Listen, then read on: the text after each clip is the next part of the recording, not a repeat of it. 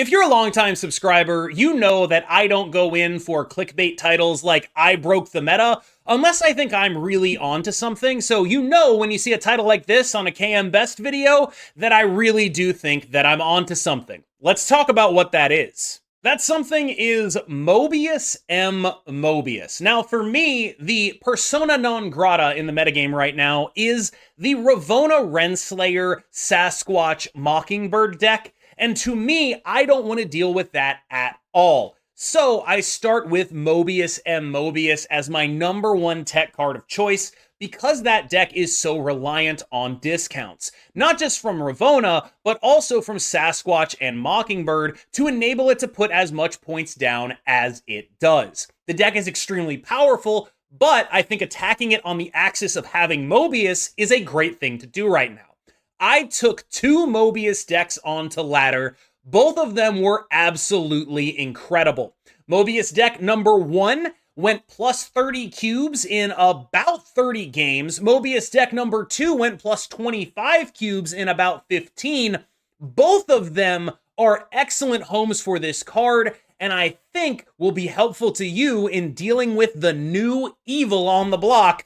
It's kind of the same as the old evil. This is Mobius deck number 1. It is a Pixie-Mobius mid-range deck. And the reason I'm so high on it right now is the ability to have Pixie and Mobius means that your defensive tech card that should already probably be in a lot of other decks now has offensive utility.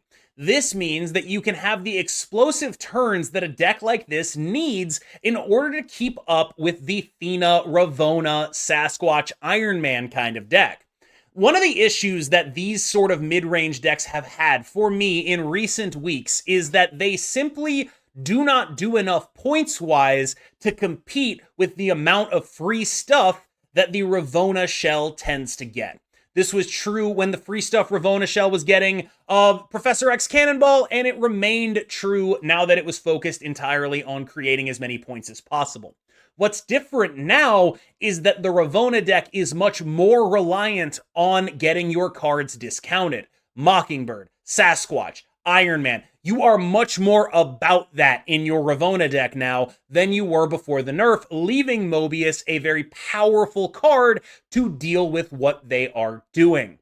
This is the deck that I played the most of, and it is the one that I think needs this the most. Because without Pixie, your explosive power is simply not able to match up. With Pixie-Mobius, you are almost certainly going to be able to generate more power than them because you are getting the upside of a Mobius. They are getting only the downside. And I think that puts this deck in a phenomenal position to succeed in the current metagame because you might think, hey KM, you're super metagame for this one thing. What about everything else you play against? Well, Pixie is good at dealing with that stuff too because it gives you such surprise value and such explosive power. Pixie is great when your opponent doesn't really know what to expect. And this deck can create so many situations where they have absolutely no idea what to expect, which means you can be in any kind of situation with your turn 6 being as crazy as it could possibly be. And because of the explosive power that Pixie adds, you can play a reasonable points game even into stuff like Hela, which is rare for a deck like this. Deck number 2 is not investing nearly as hard into the Mobius. It is very simply just playing it in Zoo. Now, I do expect that most of you are aware how Zoo functions at the current moment, but I think the reason that this deck makes a ton of sense is because it is the deck that is the most easily able to just like take a turn off and play Mobius and just be fine with it and deal with whatever may come thanks to the power of everything else that it's doing. You are not upset if you play Mobius and a 1-drop on turn 4. You played a Shauna the previous turn. You're going to play a cheap Mockingbird. You're going to play a Blue Marvel. You're going to play a Gilgamesh. You're not all that mad at doing something like playing a Mobius. You're actually very actively happy in the current metagame. I think he is by far the best tech card to run in Zoo. Now, we are also going to mention that the real flex slot that remains right here, for me, I think, is Shadow King. This was my attempt at targeting that matchup even more, hitting Angela and the things of that nature that it is wont to do. Now, here's the issue. You end up in situations where your final turn play is almost always a Gilgamesh, if you can get it. Shadow King and Gilgamesh don't play well together. So, I have a couple replacement suggestions if you'd like to try something other than Shadow King. The first one is Kyera, which I think is fairly self-explanatory. You don't want to get Killmongered, and you are very much at the mercy of, does my opponent have Killmonger if you aren't playing a Kyera? That seems totally fine to me. The second one is Pixie. I think this deck could actually get a decent amount of value out of just being a Pixie-Mobius deck. I don't think it's incredibly necessary, but I think you could absolutely do it. And I think it might actually end up making the deck much stronger in terms of how your opponents are able to or unable to deal with your what would normally be a very predictable game plan becoming very unpredictable thanks to Pixie. Now, the reason that the downside for Pixie is if you don't draw Mobius, it can really mess you up when you draw like a 5-cost 1-drop and never get that paid back. But I would be interested in investigating both of those replacement cards for Shadow King because I was ultimately fairly unsatisfied with him as I played this deck. Now, both of these decks are fairly well-worn territory, so I don't want to do a card-by-card breakdown on both of them, but I think doing a card-by-card breakdown on the Pixie deck is going to be a little bit more helpful than doing the nth spotlight video on YouTube about Zoo. Fundamentally, one of these decks is something not a lot of people are playing, and one of these decks is I have some different tech choices in a very popular deck. So we're going to talk about the one that not a lot of people are playing, the Pixie-Mobius for the card-by-card breakdown. This is, of course, an Annihilus list, and Annihilus has a lot of upside, but not as much as you'd think, because almost everyone you're going to be playing against is so practiced against Annihilus Sentry that they kind of know that you're going to do that, and so he only actually sends that Void over in rare occasions. What Annihilus is very good at is sending the Hood over, however. In addition, I do have one tip, and I don't think everyone plays this like me, but here's how I play my Hoods when I don't have an Annihilus or a Circe in hand. I realize this might be a little bit backwards. I'm almost always putting the Hood on the right lane in case I draw a Circe and not an Annihilus, which means that then I have, maybe I play a Sentry somewhere else. Suddenly I'm Circeing that lane instead. And I'm doing this because we are almost never actually getting Annihilus value with the amount of fill that is in the metagame right now. There's so many Nocturnes, so many Jeffs, so many Kitty Prides. I think I'm very often setting up for Circe in those lanes rather than Annihilus, and I don't want that -3 sitting on the board with me unable to Circe it. So I'm very often putting it in the right lane. Nico Minoru is likely the most replaceable card in here. However, she serves a dual function as being a sort of force multiplier in games where you are, say, interested in getting an extra Mockingbird. She's very good at that. Interested in getting an extra Demon. She's very good at that. And maybe sometimes drawing 2 cards off of a Pixie on turn 2. She's extremely good at that. But mostly she's like, okay, sometimes I make something into a Demon, which then discounts the Mockingbird. And I think finally it's important to note that she does cost 1 and therefore is a pretty important component of your nut draw. Even when you're not drawing her, having 1 costs in the deck to swap your stuff with is actually quite powerful. When I had Glenn Jones on my show, he mentioned that Pixie was a card that they could look at buffing, and at the time I thought that was fairly ridiculous. Pixie was a very good card at the time, and I still think she's quite good. But I do think that you could probably give this card a point or 2 of power, and it wouldn't be the biggest deal in the world right now with the power level of everything else. Pixie is a card that I do think is safe to buff, which does mean, like, yeah, there is actually some downside to playing her, because as a 2/1, I do think she could get an extra point of power or 2 and still be a playable and good card, which means right now she's a little bit under what you'd want in a typical good cards list. However, her upside is massive because she allows you to leverage this massive uncertainty and explosive power that I would say this deck is very predictable otherwise, that a very predictable list really needs in it. Jeff is extremely good and also costs 2. And I don't know if you're aware of this, but Jeff can go to any location even the ones that you can't go to. Now, again, I don't know if you're aware of this, but that's a really powerful thing to do. Mysterio is our Mockingbird enabler here. I actually played a lot of games with Squirrel Girl in there and came to the conclusion that I didn't really want it. The idea with Squirrel Girl is like, okay, we can get like setups and like get an Goliath kind of thing happening, but that didn't really feel like a thing that ever mattered too much. Getting priority was either happening or not happening, kind of independent of the one power here. And I think that Mysterio's better roles with Cersei are the major reason to want to play it here. They are the same for power. Mysterio does cost one more, but it also discounts Mockingbird by one more, and it also has better rolls with Cersei, 2 going to 3, better than 1 going to 2. The man of the hour, the reason to play this deck, Mobius is excellent right now. A lot of the best decks are decks that rely pretty heavily on discounting stuff, whether that be Mockingbird decks, or Ravonna decks, or Loki decks, or some combination of the 3, or even decks that are looking to play cards like Death after a Killmonger. Like, Mobius is outstandingly powerful right now, and really the whole message of this video is you should be playing him. I hope that message got across. Red Guardian is our one sort of tech slot here. I think the real competition here is Red Guardian versus Nocturne. Nocturne, of course, better into Limbo decks. Red Guardian, just sort of a generic interactive piece that can help slow your opponent down.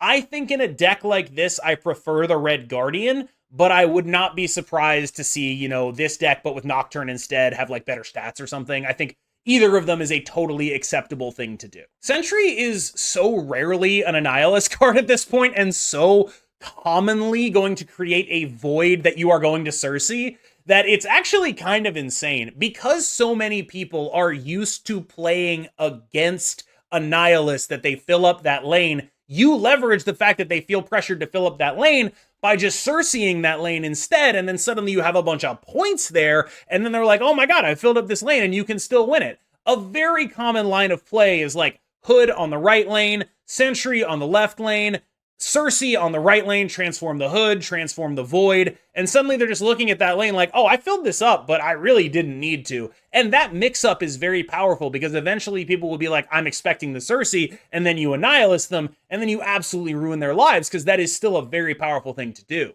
Annihilus is honestly taking a bit of a back seat, because right now I feel as though we are still in the everyone plays around Annihilus phase of this deck, and for that reason I often end up Cerseiing instead. But there is a lot of upside in just, you know, what if they can't, right? Like, if that location is a Death's Domain, he kind of instantly wins it with a Sentry, stuff like that. Like, if they can't play there for some reason, he ends up being absolutely monstrous. It's still an incredibly powerful play to send over a Void. It's just so telegraphed that you have to, there are sort of like special circumstances where you have to be really sure it's going to happen. Because if you don't send over that Void and it dies, you suddenly end up in a situation where you can't Cersei that lane very easily, and you're really and you might need points there. And so Annihilus ends up being sort of second fiddle in his own deck. Cersei, on the other hand, is like better Annihilus in the Annihilus deck right now. A lot of that is what we talked about with the dynamics of Sentry, but a lot more of that is just she really gets your Mockingbirds cheap. You have like a Mysterio and like one other card in the right lane. If you Annihilus and send over that Void, your Mockingbird's going to end up costing a little bit more. If you transform that Void, your Mockingbird's going to stay that same cheap amount, right? And that's actually like a pretty common thing. You play a Mysterio, you play a Sentry, you want to do something on 6, but making sure you have 5+1 on 6 is so much more important. So you end up Cerseiing instead of Annihilusing, so you still have the 4 units that are discounting Mockingbird down to 1. I think it is very reasonable to look at Mockingbird and say, this is the strongest card in the game right now. Mockingbird Mysterio makes up the core of so many different decks. And while I don't think it's necessarily the strongest on baseline card in the game right now, I would say that honor probably still goes to Nocturne. Mockingbird is the one that feels the most unfair. Nocturne is just, oh, I'm the best 3-drop, right? I'm the Jeff of 3-drops. You don't feel like it's unfair the same way that a free Mockingbird makes you feel like things are unfair. And so Mockingbird is, I think, the most unfair feeling card in the entire game right now. She is very often going to be a 1 cost, 9 power card. Getting her to that 1 cost is extremely important in this deck because what you're trying to do is 5+1 on the final turn of the game. Obviously, Pixie throws a wrench in that, but you're not always a Pixie deck, so that means that 5+1 ends up mattering a whole lot. I know you're sitting here like, what's that Alioth doing? And it can kind of be anything, I think. The thought process with Alioth is, again, if we're like hard targeting this Ravonna deck, being able to say no Iron Man, no Sage is kind of the only thing that actually works. They have these like big, beefy Sasquatch and Mockingbird plays, but you can still lose to like a Sage and an Iron Man even if they're not doing that. And I think Alioth is kind of the only thing that really actually stops that from happening in a reliable way. And I generally like having a 6-drop in Pixie decks just so you can like really high roll something. It could be Red Hulk, it could be Alioth, it could be a bunch of stuff.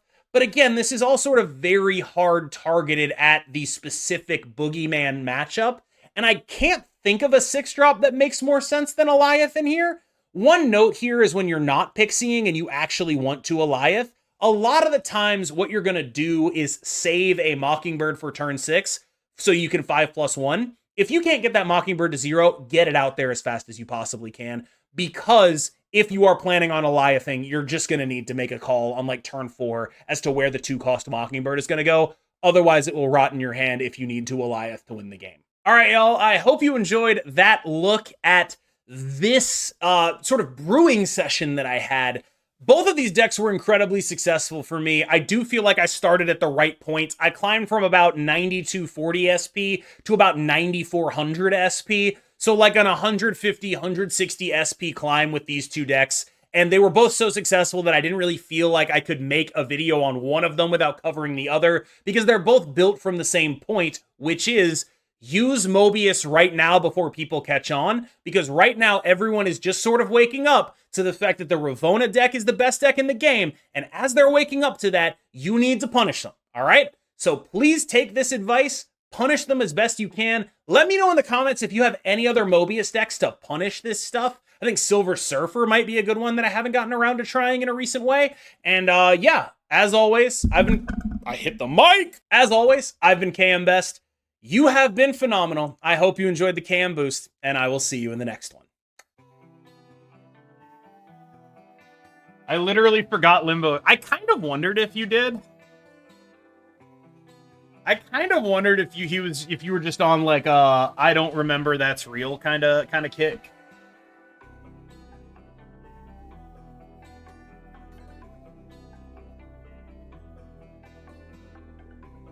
Oh, it's pop-off time, baby.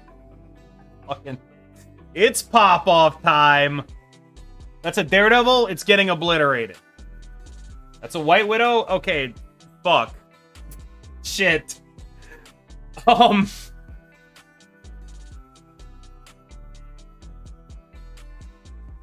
Yo, the fucking Annihilus, though? Cool, locations we got going on here. Some cool-ass locations happening right now. Some enjoyable Marvel stuff. Oh, Jesus Christ. I slap it down and snap it up? You think I should do this? I feel like that's kind of dumb. I feel like that's kind of dumb.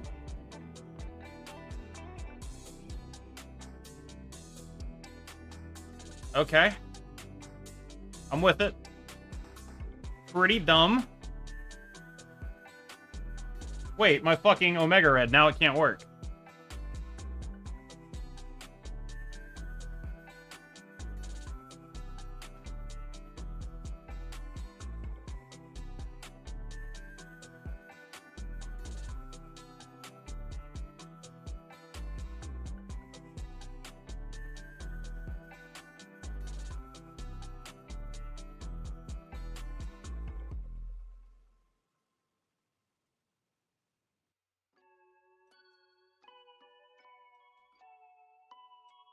Surely this works, right?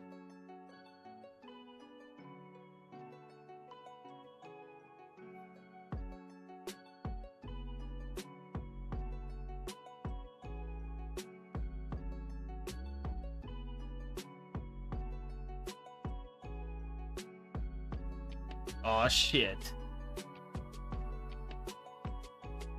Aw, shit. Here we go again.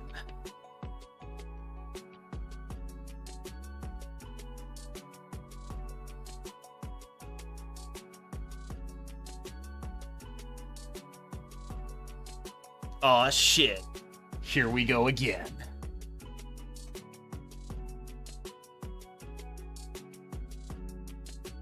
Oh, Mr. Sinister!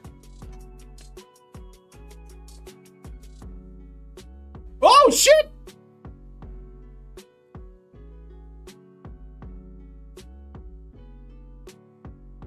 Let's go, dude! Oh, Cersei, you beast. Lightning is bringing the thunder. That is technically true. That is how that works. All right, fair enough.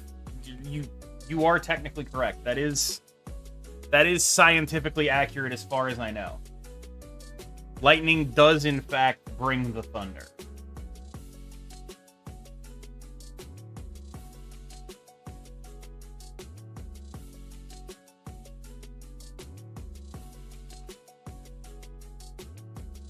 When is the Descent into Madness speedrun? That's a great question. I don't know.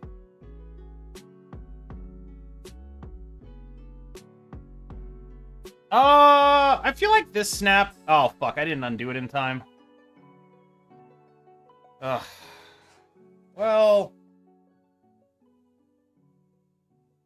It's, like, kind of okay.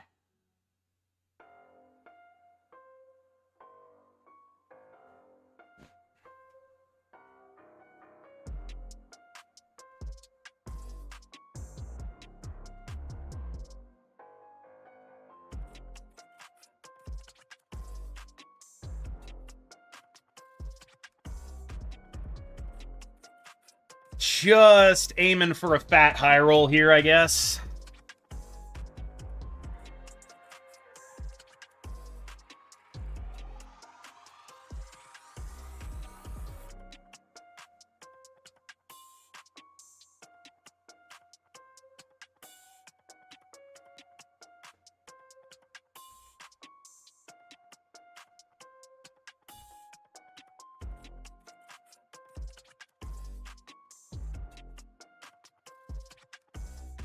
Oh!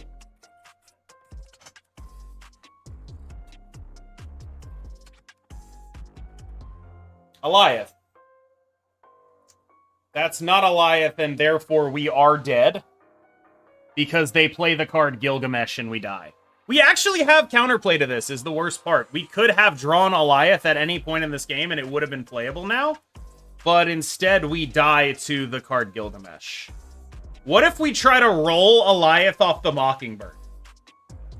You feel me? Easy.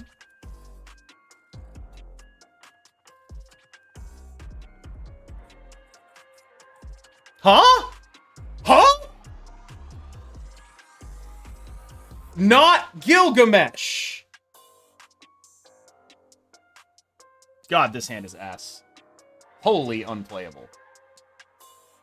Wholly unplayable. Chat, I have a question. Does anyone here know how to turn off Steam notifications? I keep getting notifications when someone on my friends list starts playing a game during stream, and it pisses me off.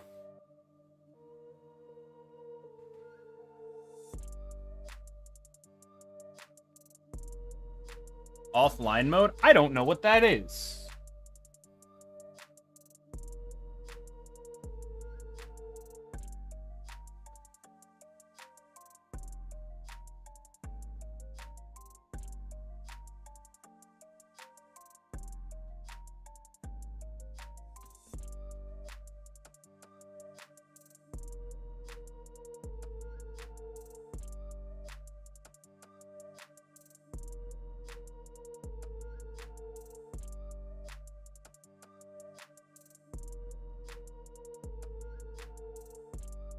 That feels like a snap, right?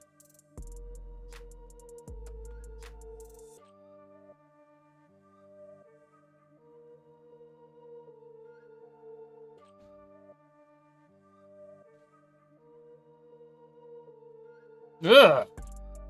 Ha ha! Yes. That's the good hit, baby.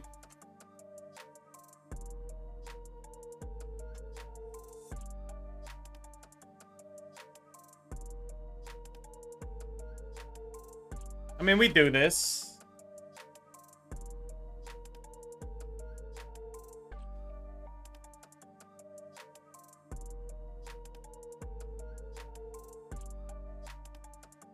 No!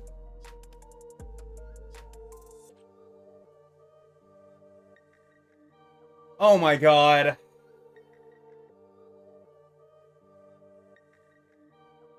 We instantly die.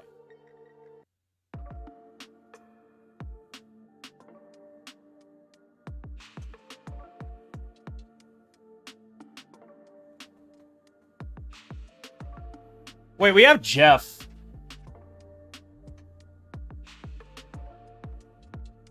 How does he beat Eliath mid? Large numbers? Like just Sasquatch the nines? I don't know. I'll trust you, Woody. We just drew him everything, though. So it's like... Iron Man doesn't do it. It's like about, like, just big number. We died at just big number, and I think that's, like, super possible. So, like, there's a world where it's this, right? Where we just go, here, I'm gonna have more numbers than you because I take this.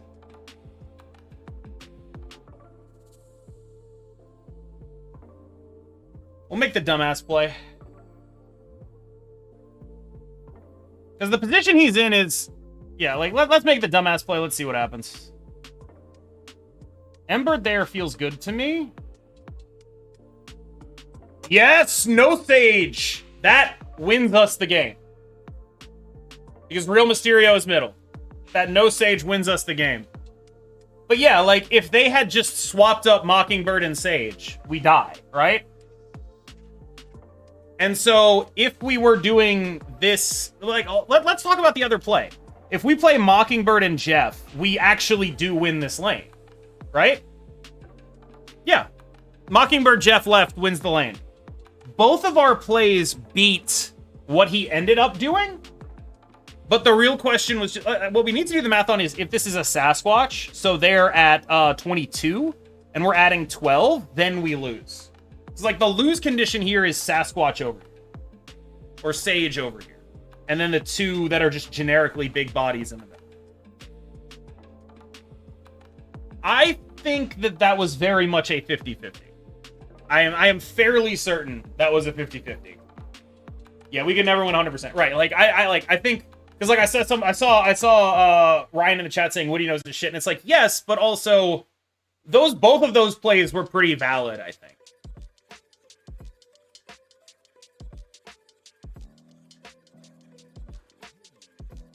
Wonderful.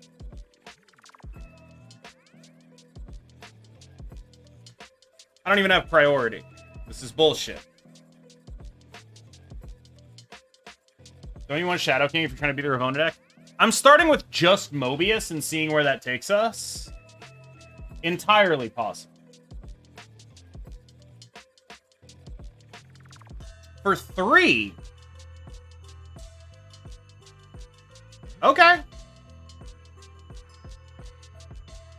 I'm with it.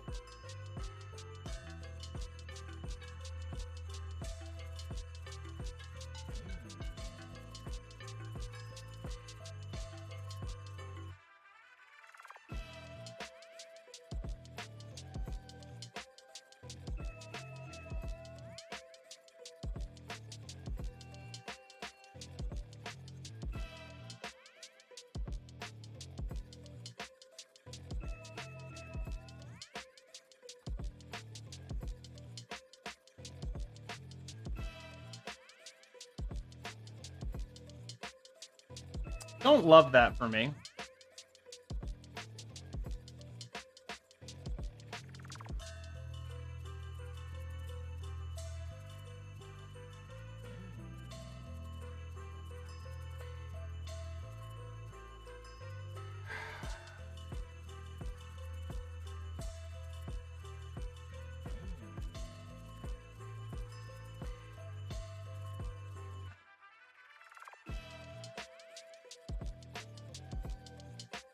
Just try and high roll some shit, right? Hell yeah. I guess we're high rolling some shit. Why people are playing Jug in the Ravonna deck? It's a get more cubes card. Nice.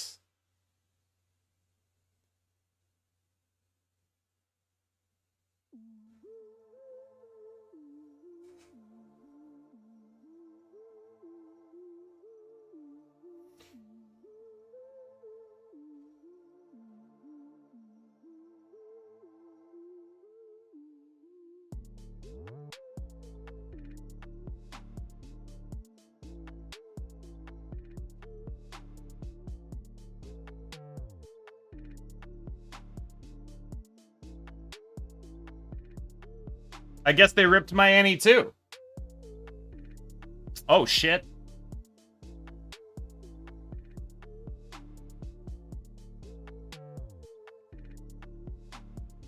Ha! Very well.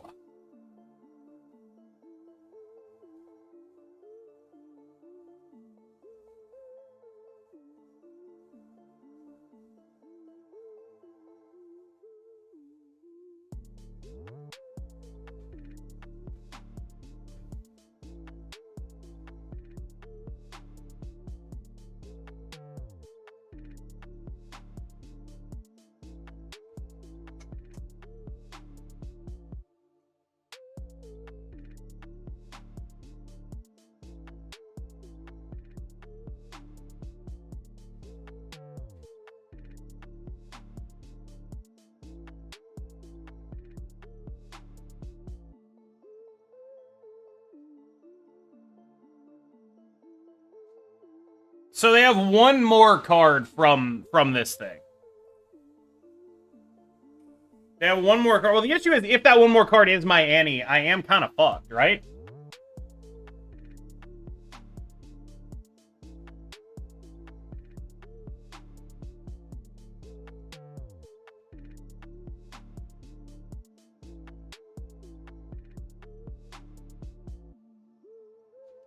Was not my Annie, ergo we dominate this game. What? I'm a big fan of Eat, not like that.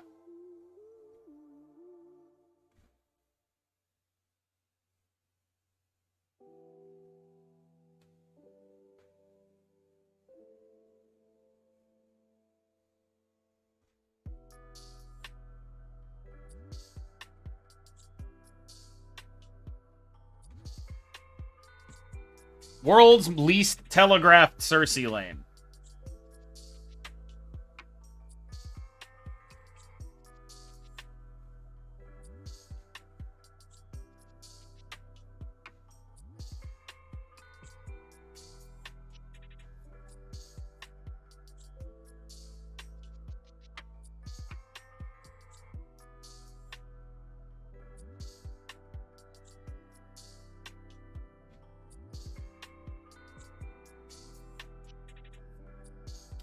We instantly lose to any deck bothering to play Magic unless we can Eliath it or some shit. Unless we can Eliath whatever it is they're attempting to do here, which I don't know if we can or not. Okay, this might actually be helpful. Again, I don't know what they're doing, but I know we can't beat it.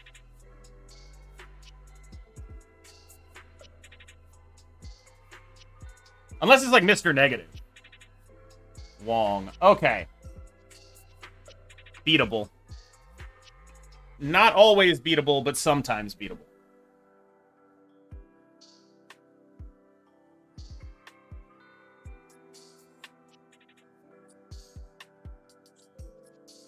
Motherfuck!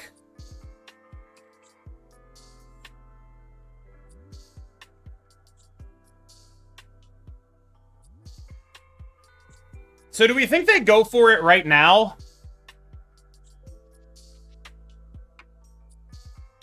Or do we think we give them one more turn on the Goliath?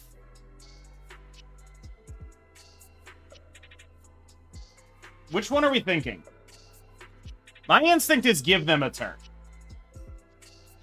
My instinct is to give them a turn.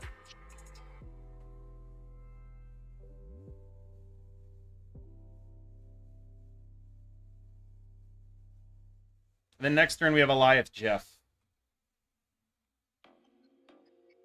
Oh god, yes.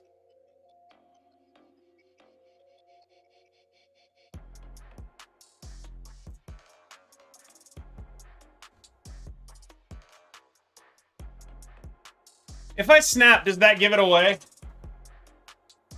I kind of think it does. So I don't think I ever snap here.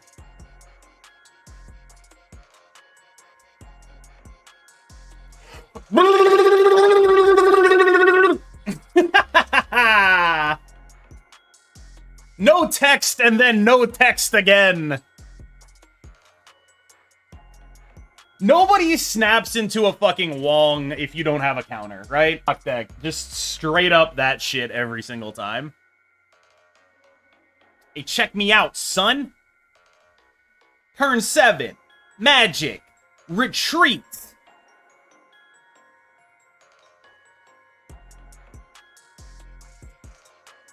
It's both ass and ass. It is one of my most hated decks, just because it's like, it's boring and shitty. We've managed to hit the trifecta of not just boring, but also shitty.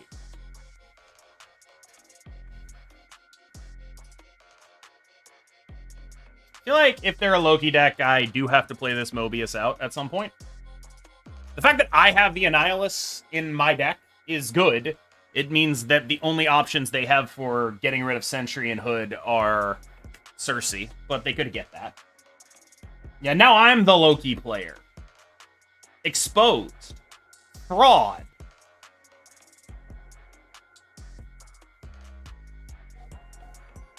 That is a card.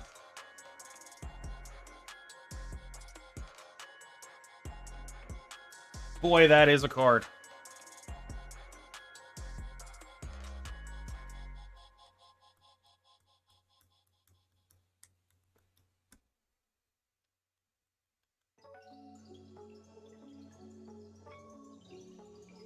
Because I put Coulson in there. No. This is fine.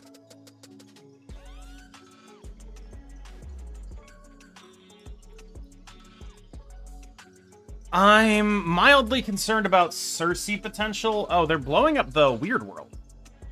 Okay. And if you want to play your deck.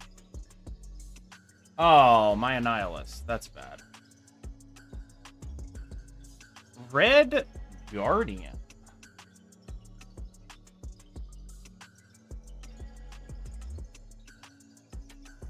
Well, now we both have Annihilus, so I can't do that shit.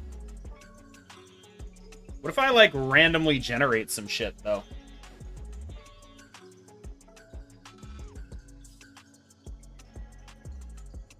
Sick 5/7.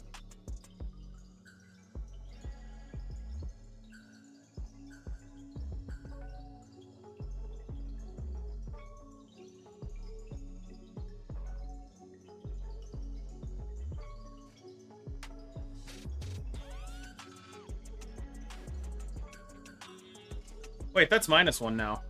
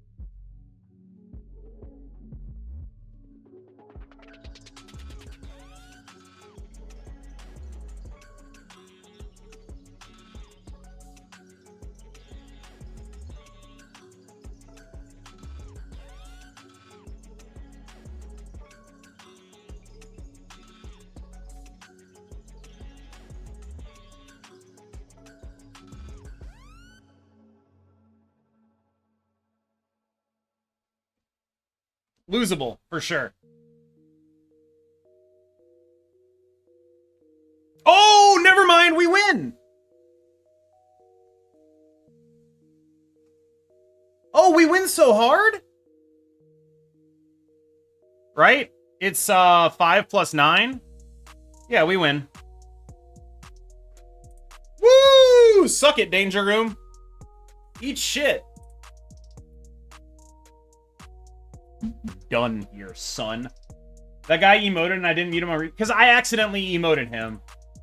I accidentally emoted my own Mockingbird and I felt like that opened me up to it. It was on me. Thanks for the resub, Woody. My buddy said you were talking shit. That's probably true. I believe that. Your buddy's probably right. I don't remember the game, but I can talk some more shit for you if you like. Oh, wait, were you the person playing? I was just talking shit about Magic. I wasn't talking shit about you.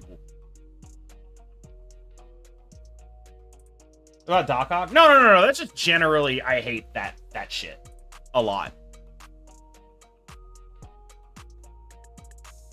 I hate every Doc Ock Magic deck a lot. I'm not a fan of Dr. Octopus and Magic. It has nothing to do with what happened in the game. I just don't like any of those decks and how they play out. They're very annoying.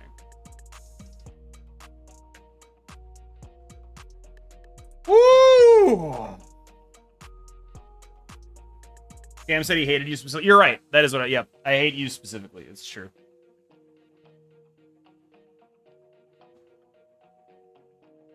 Facts.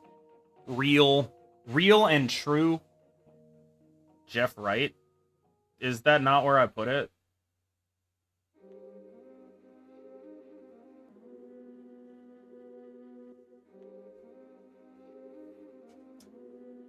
Well. Fucking. Well.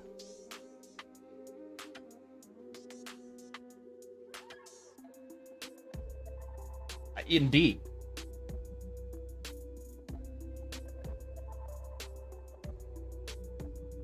I see.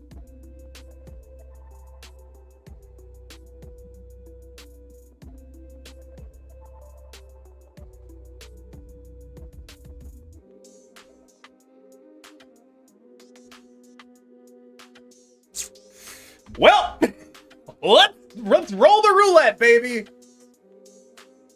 Uh-huh.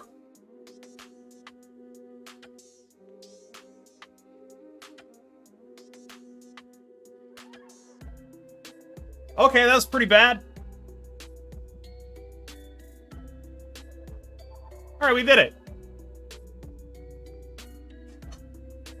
Look at that, Cersei. Cersei just turns dog shit lanes into 18 power. She's so magical. Every location.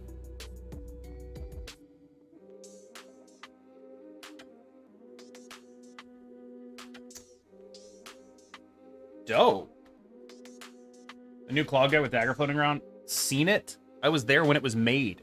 Do not speak of the deep magics to me, witch. I was there when they were written.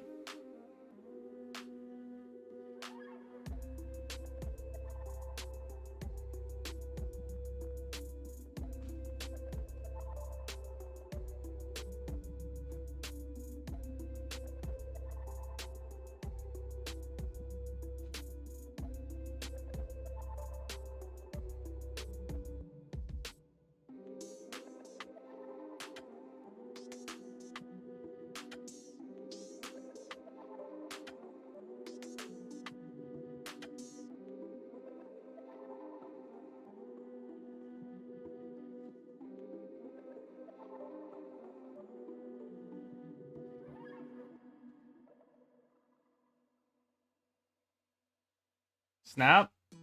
Maybe.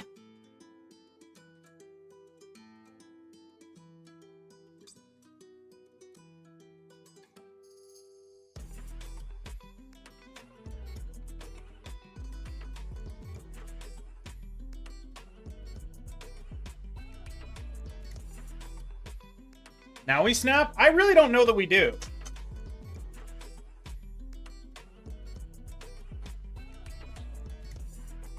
I will, though.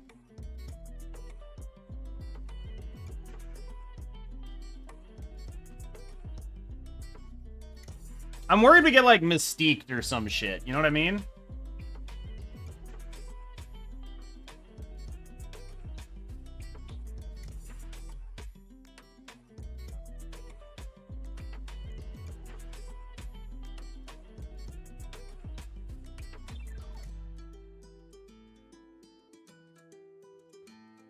Oh my god. Okay, so that's probably good.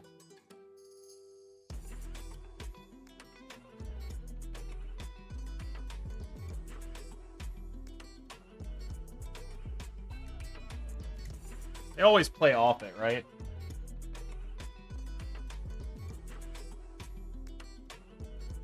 I'm sad I don't have priority, but, you know.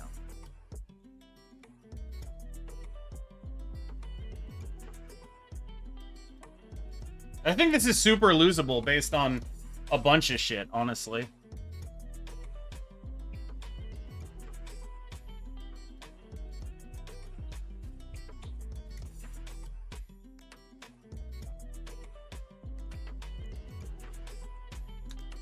They are implying very heavily that it will not have balance changes. They're implying that extremely heavily.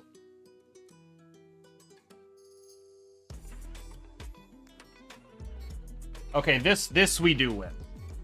This into, like, yeah, we win this. Kaboom. It told me it's loaded with balance. Yeah, but what about changes?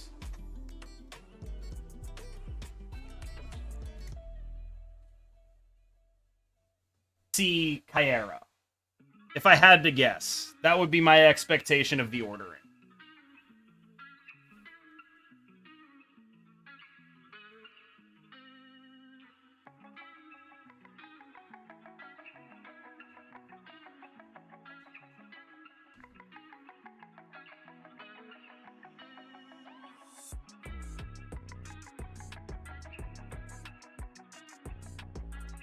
Nice.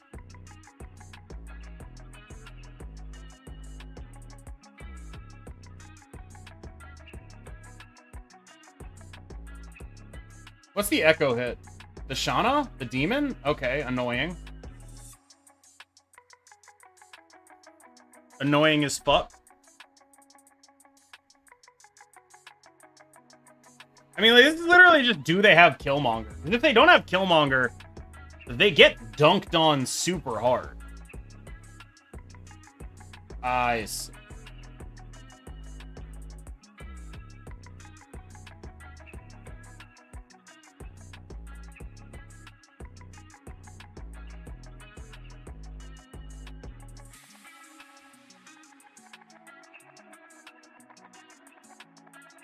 I don't like the situation that I'm currently in.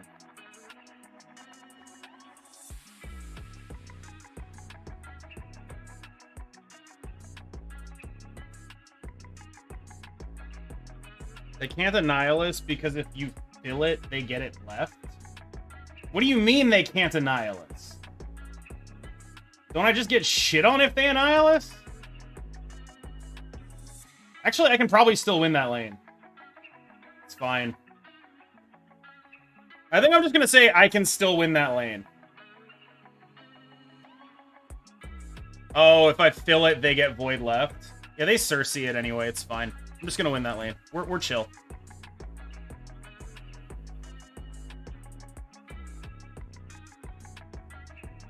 Fuck.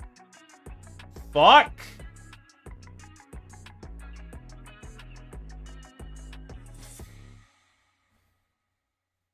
Fucking Sandman over here, huh? I mean, I think they do lose, but what if Captain Marvel shits on me somehow? Gilgamesh, approximately the Infinite. Got my ass, dude.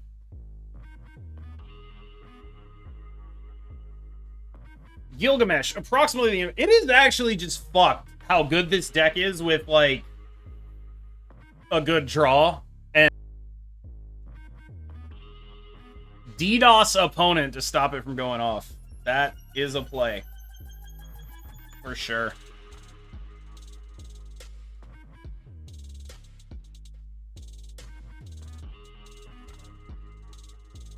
For discounting Mockingbird. It's not what I want to do, but it might be what I have to do.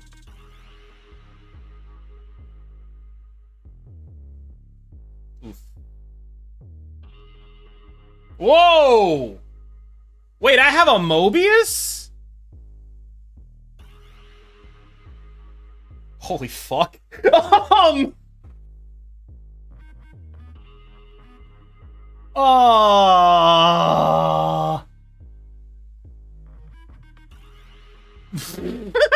Alright. We're good here. You can go. You can go. It's all good. We're done here. I actually kind of want to Khazar the middle. That's stupid. It's not like I have a lot of ones. But he's gonna leave. What the fuck? What the fuck? Oh.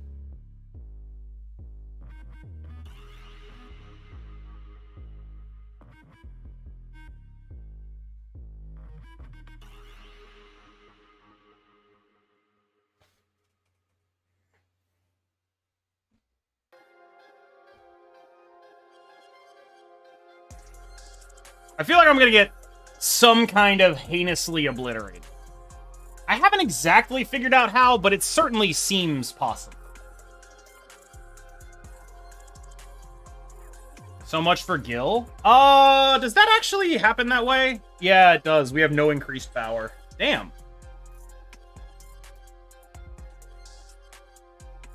Is that a Shang-Chi or something? Like a Vision, maybe? Vision. All right.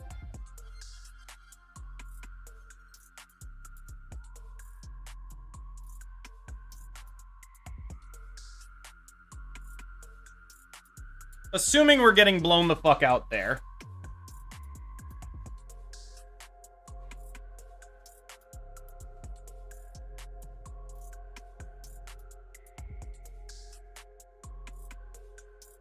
Do I have to make that assumption?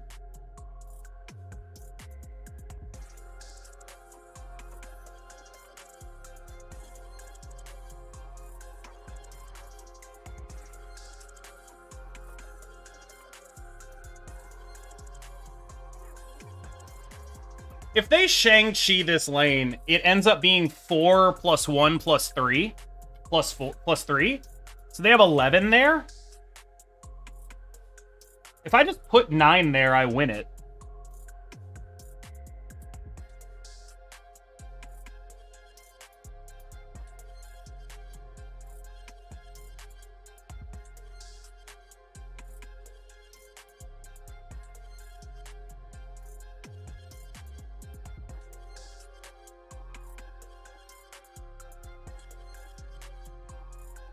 Oh, Ebony Maw! Holy fuck!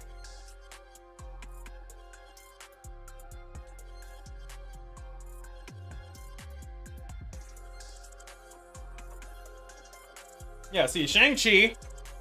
But, we still win that lane.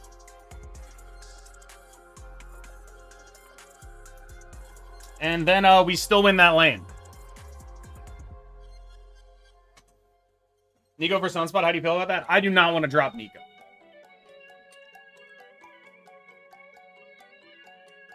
Snow Dog.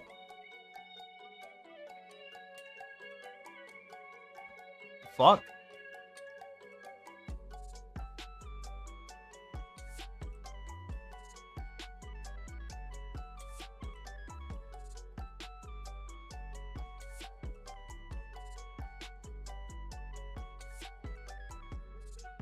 Oh my god, that's more than what I did.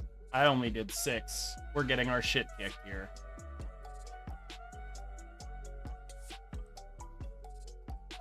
We need to disrupt this if we can.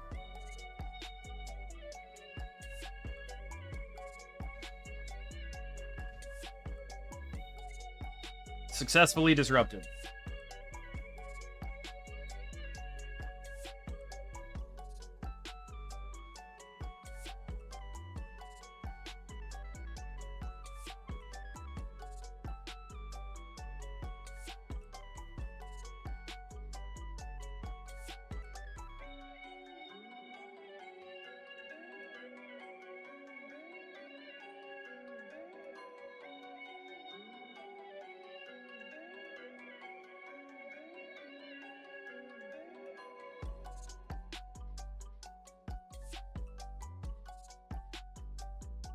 Then next turn I have Gilgamesh Mockingbird.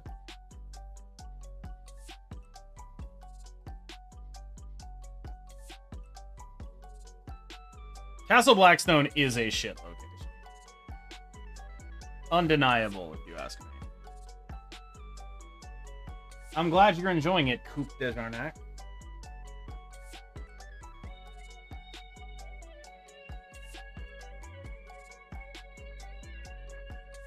Sure you saw Red Hulk? I don't think it's that offbeat. They just play the Red Hulk here. Yeah. We go to 16. Now we do a little bit of math. We have a Mockingbird here, and then 1, 2, 3, 4, 5, 6, 7, 8, 9, 10. So he is 18. No, 19, 20.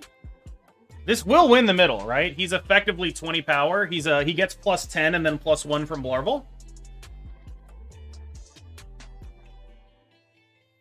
They leave if I snap.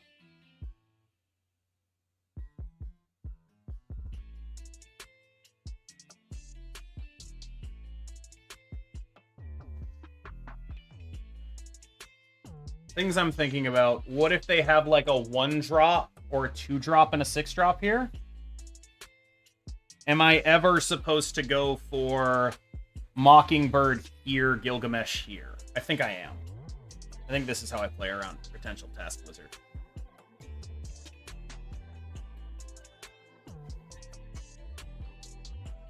$33? $32. Woo! Anyway, yeah. We take the Boomer Snap there, and we get him.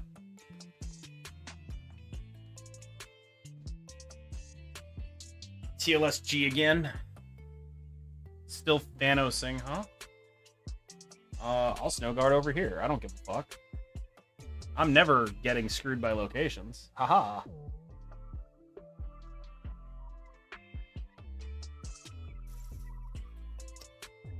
Which one of us is that good for? I guess maybe the guy with the Shadow King? Ugh.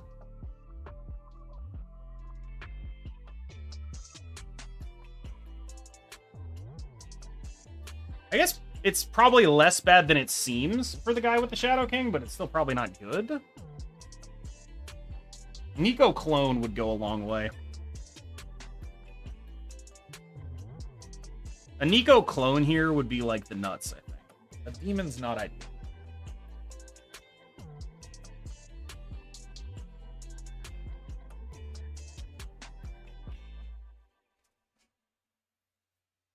God, hold on a second. Chat, is this a dumb idea? Like...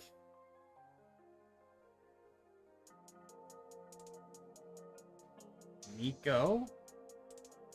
See, like, this is the turn they want to play those stones. So next turn, I want to turn it off, I think.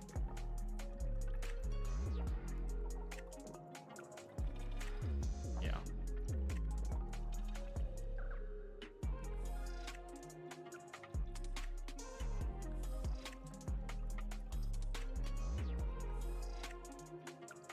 There's our clone. Okay. Snowguard Bear. Wait, we can't do it. Fuck. Do we play the Rock? Make it 1. Nico Mockingbird. It'll be 2 next turn.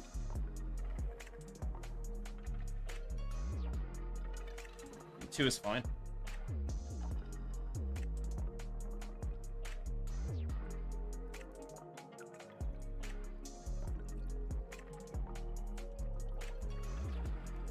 Horrifying.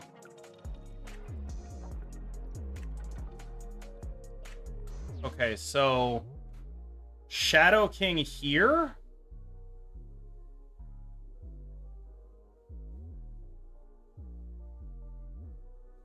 $16 over here, Mockingbird here, go like this.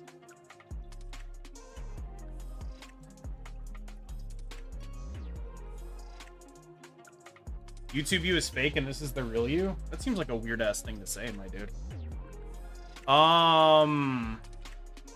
Does that SK beat the 2 movers?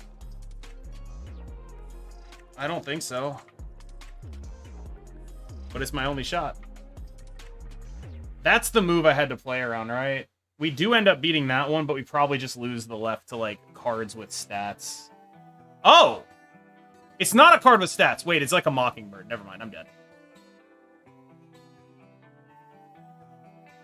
Oh, it's not a Mockingbird! So we did actually play around the vision going to the other one correct. Bangin'. Fuck. I think they were playing a Doc deck, which means I think they were playing a Killmonger deck, which means I think we fucking died.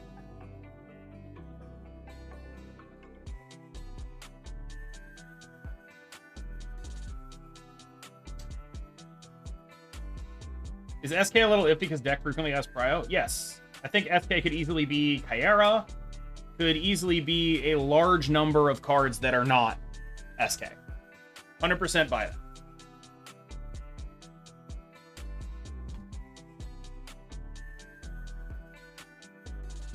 Haha, I have a Mobius, you fool.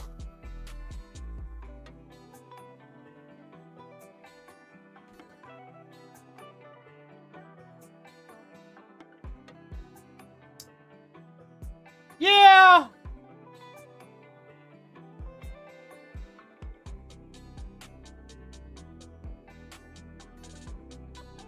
Into it.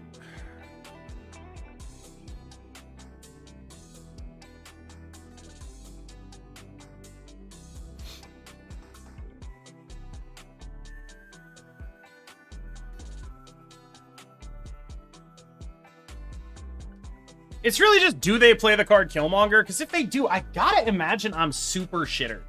They also probably have the... It's kind of interesting, isn't it? Is this suddenly like a winnable game with... So like we have a Mockingbird. We can go Blue Marvel into Mockingbird Ant-Man here on a 50-50.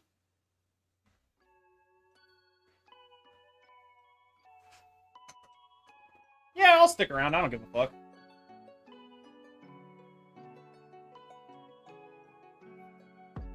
Probably should have given a fuck.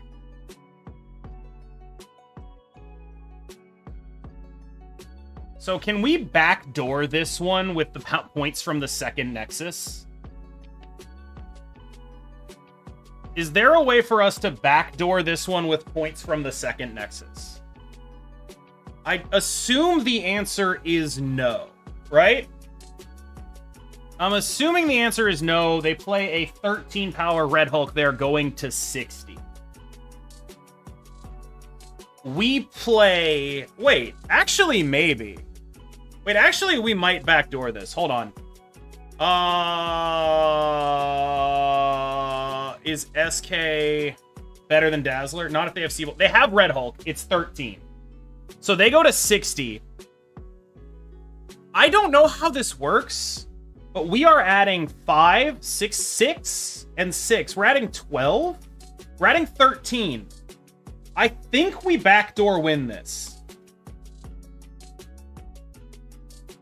SQ Squirrel instead of Hawk. Fuck. No, we can't. Oh, yeah, SQ Squirrel would have been better. Do we backdoor win this? I think we do. I think we backdoor win this, right? Because then everything turns back on. And then we win the game. Yeah, check it out. Woody's 100% right. It should have been SQ SK. But we did actually win the game. I know the middle one matters more. That's why I was talking about this, right?